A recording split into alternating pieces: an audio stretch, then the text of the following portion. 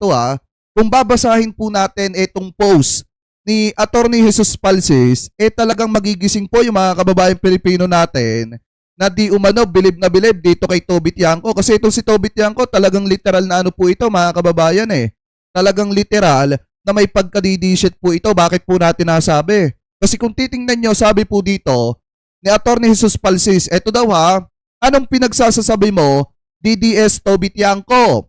Panahon ni Duterte, part ka ng supermajority coalition niya. Tapos never mo siya inopose o never mga kababayan, kinontra ni Toby Tiangco ang pamumuno ni Duterte noon. Kahit na maraming kapalpakan at marami pong mga anomalya na nangyari sa panahon ni Digong. Sabi pa dito mga kababayan, wala kang kinontra na policy or politika ni Duterte. Wala kami narinig sa'yo tungkol sa war on drugs noon. Wala kang sinabi sa ABS-CBN shutdown. Wala kang sinabi sa fake cases against Dilima, Trillanes, and Len Robredo. Wala kang sinabi sa Parmali corruption scandal. Tapos pagkapanalo ni PBBM, syempre, popular o mabango si PBBM sa publiko. Noong 2022 mga kababayan, ang ginawa ni Toby Tiangco, sumali siya sa grupo ni PBBM. Kasi nga mga kababayan, mabango.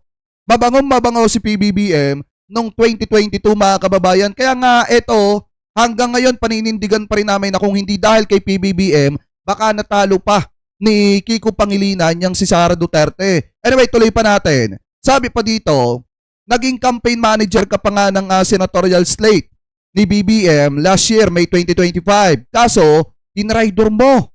Palpa ka as campaign manager. Hindi mo nilaban at sinuko mo ang Visayas at Mindanao sa mga Dutertes. Pinahiya ka pa nga ni Rico Hizon. Pinak-check ka on the spot sa interview mo. Tapos biniro ka pa sa dulo na baka ikaw ang firm leader sa House Speaker na kailangan mo ng bansa, mga kababayan, na kailangan ka mo ng bansa. So ngayon, kung titingnan nyo, di ba, nagugulat kayo mga kababayan, bakit marami ang natalo sa alyansa ni PBBM? Kasi nga pinabayaan ni Toby Tiangco yan.